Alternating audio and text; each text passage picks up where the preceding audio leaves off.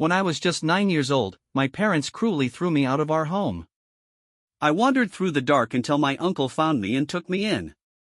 I will never forget that night. At only 9, my harsh parents yelled at me and kicked me out. When I tried to force my way back inside, my mother exploded in anger and struck me so hard that I staggered and fell onto the pavement. But what my father did next was even more shocking, something I could never have anticipated. Hello, my name is Lily Thompson, and I'm 24 years old. But this story doesn't start today, it began 15 years ago when I was just 9. That night, I learned that not all parents love their children equally. That night, I lost my family. I grew up in Portland, Oregon, in a house that felt more like a museum than a home.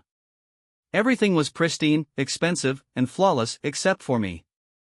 My parents, Richard and Emily Thompson, were well-respected lawyers known for their discipline, brilliance, and achievements. In their world, there was no room for weakness, failure, or mistakes. They expected nothing less than excellence, especially from their children. My younger sister, Sarah, was their pride and joy. She was everything they wanted: brilliant, charming, and naturally gifted. Whenever she accomplished something, our parents showered her with love, praise, and attention. She was the golden child, while I was merely the afterthought they didn't know what to do with a mistake. No matter how hard I tried, I was never good enough. If I received a B on a test, my parents would look at me as if I had personally embarrassed them. If Sarah got an A, they would celebrate. If I needed help with my homework, they told me to figure it out myself. If Sarah required assistance, they hired the best tutor money could buy. They acted as if she deserved success while I deserved nothing. I spent my childhood chasing their approval, convinced that if I worked hard enough, if I tried my absolute best, they would eventually notice me and love me the way they loved Sarah. But nothing I achieved was ever satisfactory. When I succeeded, I was invisible; when I failed, I was a disappointment. Then, at 9 years old, everything changed. It was the night I realized that no amount of effort could make them love me. That night, they made a decision, the night they decided I didn't fit into their perfect family. On a frigid evening, my life as I knew it came crashing down. I had just returned from school, my backpack weighing heavily on my shoulders, but the weight in my chest was far heavier. That day, I had taken an important math test. I had spent countless evenings studying, poring over my notes again and again, thinking that this time I would make my parents proud. But despite my best efforts, I only managed to get a C+. As soon as I stepped inside the house, I could hear their voices in the living room, loud, piercing, and filled with disappointment. My hands gripped my test paper as I stood frozen in place, listening. "What a disgrace," my mother said sharply, each word cutting through the air like a knife. "We've given her everything, every opportunity, and she still fails us." My father's voice followed, colder than before. "We've done our best to mold her into something worthwhile, but she keeps proving she's not meant to succeed." My stomach twisted painfully, and I felt my breath catch. They were talking about me again. "Lazy," my father added. "No matter how much we push her, she never rises to the occasion. She is not the kind of child we can be proud of." Tears welled in my eyes, blurring my vision. I had tried so hard, but it wasn't enough. Then my mother's voice broke the silence in a way that made my blood run cold. "We can't keep doing this. Maybe it's time for her to leave." I felt the ground beneath me shift. For a moment, I thought I had misheard her. I was 9 years old, she couldn't have meant that. But she did. After dinner, my parents called me into the living room. My father sat on the couch with his arms crossed tightly over his chest, while my mother stood beside him, her expression unreadable. Sarah was nowhere to be found; she never had to witness these moments. "Lily, we've talked about this," my father remarked, his tone calculated and devoid of emotion. "You aren't meeting our expectations, and frankly, we're tired of trying." A shiver ran down my spine. "Trying?" My voice was barely audible, a murmur of confusion. My mother didn't hesitate. "Trying to fix you," she stated bluntly. I paused for a moment, taking in my surroundings. The walls of my room were bare, save for a few old drawings from my childhood. My bed, which I had slept in for years, suddenly felt foreign. This house had never truly felt like home, but now I realized it never would. My heart raced as I grabbed the strap of my backpack and headed toward the front door. My mother stood in the hallway, arms crossed, looking at me with icy disdain. My father was in his usual chair, flipping through a newspaper as if nothing had happened. My brother, Ethan, was still missing. I swallowed hard, a lump forming in my throat. Maybe if I stared at them long enough, they would see the sorrow in my eyes and change their minds. Perhaps my mother would regret hitting me, or my father would tell me to stay. But they didn't. My mother grasped the doorknob and swung it open. "Leave," she commanded. I stepped outside, clutching my bag tightly. The cool night air sent shivers down my spine. My feet felt heavy as I walked down the stairs, and my mind begged me to turn back, to do anything to make them want me. The door slammed shut behind me, and I was alone. As I walked through the streets of Portland, a sense of dread settled in my chest. The streetlights flickered above me, casting sweeping shadows across the pavement. The sounds of distant traffic, laughter from nearby homes, and the occasional barking of a dog only heightened my sense of isolation. I had no idea where to go, I didn't have a plan. All I had was the clothing on my back, a swollen cheek, and a heart that felt shattered. Hours passed as I wandered aimlessly, fatigue creeping into my bones. The chilly wind clawed at my skin, and the gnawing hunger in my stomach served as a harsh reminder that I hadn't eaten since dinner.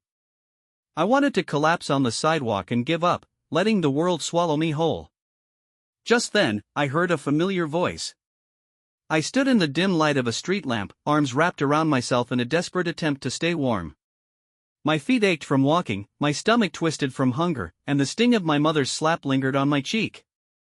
I felt utterly lost. The streets of Portland stretched out before me, foreign and unwelcoming. I had nowhere to go and no idea what to do next. My parents, no, they weren't my parents anymore, had made it clear that I was no longer a part of their lives. The realization washed over me like a wave of hopelessness. Then, from the depths of my despair, I heard the voice again. "Lily." I froze, my breath catching. The voice was warm, familiar, and filled with concern.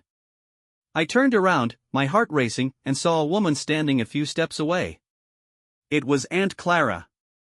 For a moment, I was unable to move, unsure if I was hallucinating or if my exhausted mind was playing tricks on me. But as she approached, her eyes scanned my face, taking in my bruised cheek and the bag slung over my shoulder. I realized this was real. "Oh my God, Lily. What are you doing out here?" she asked, her voice laced with concern. I opened my mouth to respond, but the words wouldn't come. How could I describe what had just happened? How could I tell her that my mother had hit me, that my father had witnessed it and said nothing, that they had discarded me like trash? Clara must have seen the pain in my eyes because before I could even speak, she rushed forward and enveloped me in a hug. It was the first genuine hug I had received in years. The warmth of her embrace stirred something deep within me. I had been fighting back tears, refusing to cry, refusing to show my parents how deeply they had hurt me. But as Clara held me, I broke down. Sobs escaped my lips, one after another, until I was crying uncontrollably into her shoulder. She said nothing, she just held me while I fell apart. When I finally pulled away, my breath hitched. Clara gently caressed my face, her fingertips brushing against my bruised cheek. Her eyes darkened with anger. "Did someone hurt you?" she asked, her tone stern. I hesitated but couldn't lie. "It was my mom," I whispered. "She hit me, and then they told me to leave." Clara inhaled sharply, her jaw tightening. For a moment, she looked like she wanted to march right to my parents' house and confront them. Instead, she took a deep breath and exhaled slowly, as if forcing herself to remain calm. "Come with me," she urged, her tone softening. "You're safe now, Lily. I promise." She took my hand, their favorite. I was just a failure, a disappointment. Clara's expression darkened, but she didn't interrupt. "I got a C+ on a math test today," I explained, my voice trembling. That was the final straw. They said I wasn't worth the effort anymore. My fingers brushed over my injured cheek, the memory still fresh. "She hit me, and then they told me to leave." An uneasy silence enveloped the room. When I finally looked up, Clara's face was furious. "I always knew your parents were cruel," she said, her voice shaking. "But this is unforgivable." Tears welled up in my eyes again, but this time, I wasn't just sad, I was also angry. How could they have done this to me? How could they sleep soundly at night after abandoning their own daughter? Clara leaned across the table and squeezed my hand. "Listen to me, Lily. You're not a failure. You're not worthless. You are smart and strong, and you didn't deserve any of this." A lump formed in my throat. I had spent my entire life trying to prove myself to my parents, but as I sat in Clara's warm, inviting kitchen, I came to a realization: I didn't have to prove anything to them. They had made their choice, and now I would make mine. I was not going back. That night, for the first time in a long time, I slept soundly. There were no hushed arguments outside my door, no overwhelming sense of failure pressing down on my chest. Clara's hallway light cast a gentle glow into the guest room, and the blanket pulled over me provided warmth. For the first time in my life, I wasn't just surviving, I felt safe. The next morning, Clara served me scrambled eggs and toast for breakfast. It was unusual to have someone care for me unconditionally, without expecting perfection in return. As I ate, she sat across from me, sipping her coffee. "You can stay here for as long as you need," she stated simply, as if it were not even a question. I hesitated, a tinge of doubt creeping in. "I don't want to be a burden," I muttered. Clara scoffed and shook her head. "You are not a burden, Lily. You never were." Her words sank deep into my chest, releasing years of self-doubt. I had long believed that I was unwelcome, that I wasn't good enough. But maybe the problem was never mine, perhaps it was them. With Clara's help, I began to rebuild my life. She assisted me in transferring to a new school where I could start over, free from the constant weight of my parents' expectations. At first, it was difficult. I still flinched at loud voices, still felt the need to prove my worth to everyone around me. But Clara never let me forget my potential. "You're smart, Lily. You can do anything you set your mind to," she would remind me. I studied harder than ever, not because I wanted approval, but because I wanted to prove to myself that I was capable. Slowly, I began to excel in school and gained confidence in my own abilities. Meanwhile, my brother Ethan remained trapped in our parents' oppressive household. I scarcely spoke to him during those first few years, but I worried about him. I had escaped, but he was still stuck. One evening, as I sat on the couch scrolling through my school assignments, my phone chimed. My heart nearly stopped when I saw Ethan's name on the screen. "Ethan, hello. Could we talk?" I stared at the message, my fingers hovering above the keyboard. A part of me wanted to dismiss it, to leave that chapter of my life behind and never look back. But another part of me, the one that still cared despite everything, understood that Ethan was reaching out for a reason. I took a deep breath. "Lily, what is going on?" Little did I realize that this text would signal the beginning of something I never expected, a shift that would change everything. Ethan's message sat on my screen, shimmering in the softly lit room. For a moment, I paused. Why now? He had never reached out to me before, not when I was struggling to meet our parents' unrealistic expectations, not when I was kicked out, and not in the years that followed. But something told me this wasn't a regular text. I responded quickly. "Yes, we can discuss what's happening." His reply came almost immediately. "Lily, can we meet? I need to get out of here for a while." I could sense the desperation in his words. It wasn't like Ethan to sound unsure, not the golden boy, the favorite child who always got his way. But something had changed. An hour later, I met him at a quiet coffee shop near Clara's apartment. "Lily," he said, his voice raspy, "I don't want to wake up every day feeling like I have to be perfect just to be worthy of their approval." I felt a strong sense of recognition. I understood that feeling better than anyone else. I took a deep breath, then stopped hesitating. "Ethan, you don't owe them your life," I stated firmly. "If you don't want the life they're forcing on you, then leave. Start over. You have a choice." His jaw stiffened. It's not that easy, he remarked. I still live under their roof. They pay for everything: school, clothes, food. If I leave, I have nothing. I slumped back in my chair, contemplating his words. He wasn't wrong. It had been simpler for me because Clara had taken me in and given me another chance. Ethan had no one else but me. I met his gaze. Then come stay with me. He blinked, taken aback. What? I mean it, I said. If you really want out, then leave. I'll help you figure things out, just like Clara helped me. You don't have to do this alone. Ethan swallowed hard, his hands curling into fists against the table. For a moment, he said nothing. Then he nodded. Okay. And just like that, everything changed. For years, I had assumed Ethan was the lucky one, the one they cherished and desired. But now I knew he had been stuck in the same way I was. The difference was that I had already broken free. Now it was his turn. The tension in the air the night Ethan left our parents' house was almost unbearable. He had packed a single bag, just as I had years before. But unlike me, he was choosing to leave. He was finally gaining control of his own life. Clara and I waited for him outside in her car, parked a few houses away from our childhood home. My gut tightened with apprehension, knowing our parents wouldn't let him leave without a fight. But Ethan was determined. He had spent years as their perfect son, their golden child, and now, for the first time, he was choosing himself. The front door opened 15 minutes later, and Ethan stepped out onto the porch. Mom and Dad were just behind him.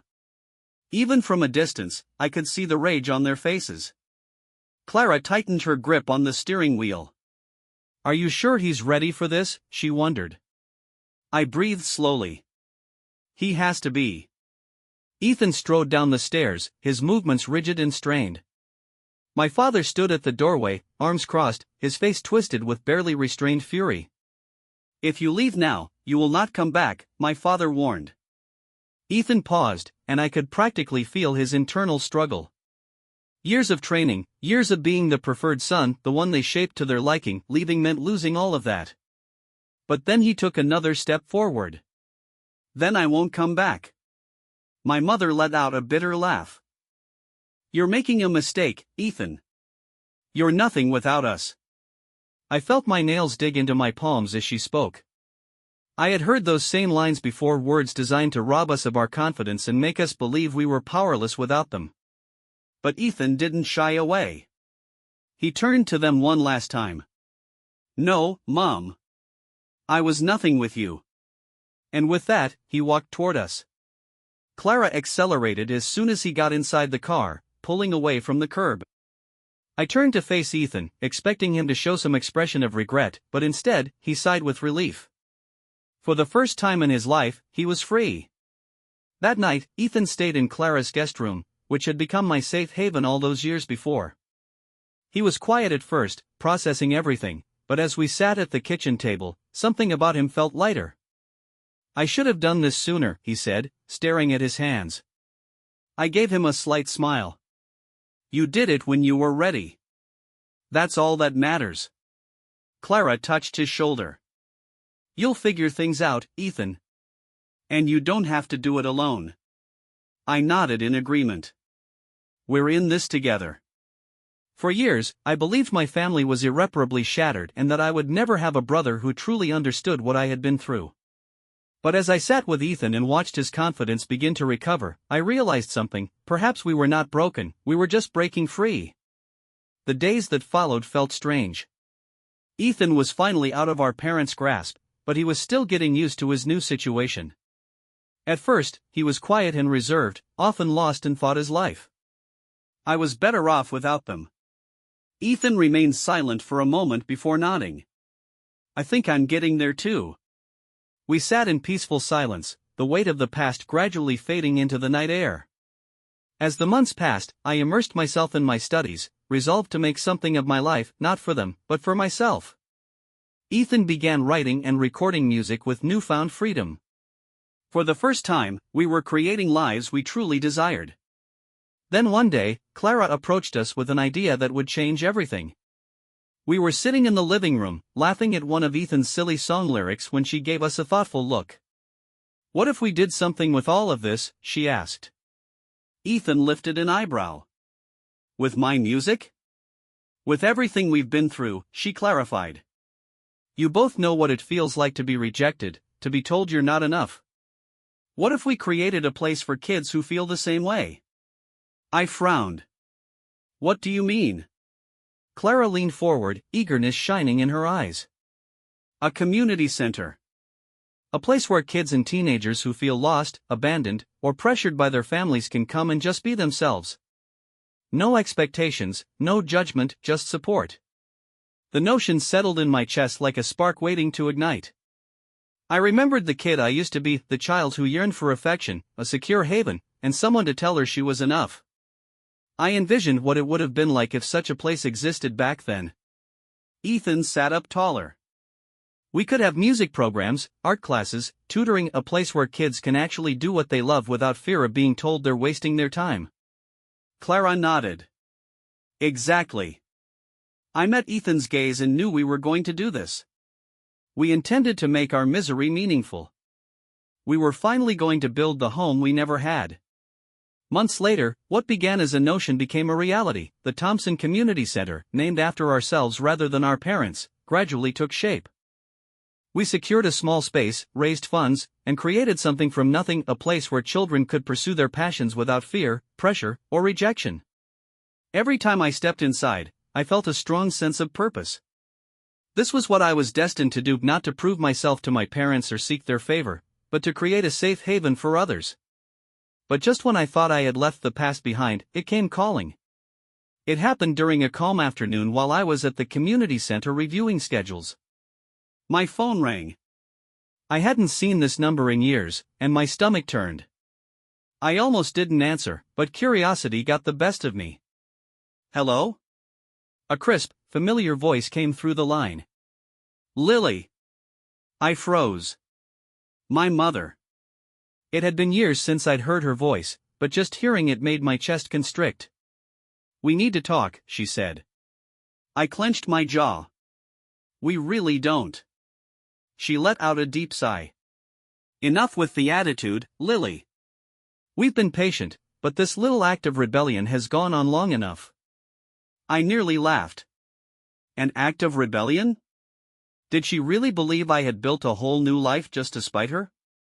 "What do you want?" I inquired plainly. "Your father and I have been thinking about the future," she said, "and we believe it's time for you to come home." I grabbed the edge of the desk. Home? As if they hadn't discarded me like trash, as if she hadn't punched me in the face and declared me worthless. "You're getting older, Lily," she continued. "You need stability, a real career. That community center nonsense isn't going to sustain you forever." My heart pounded. She had not changed, not even a little. I took a deep breath and kept my voice calm. "Let me make something very clear to you, Mother. You are not my family. You stopped being my family the day you hit me and threw me out into the streets." Her stillness on the other end was deafening. I persisted, my voice resolute. "I used to dream about this moment, about you realizing you were wrong. But now I see that you haven't changed at all, and I don't need your approval anymore." I heard a sudden intake of breath. "Lily, be reasonable." "No, you be reasonable," I replied. "I am never coming back to you. I am never letting you control me again. You don't get to decide my future. I do, and I choose to live without you." Her voice became sharp. "You're making a mistake. You'll regret this." I smiled, though she couldn't see it.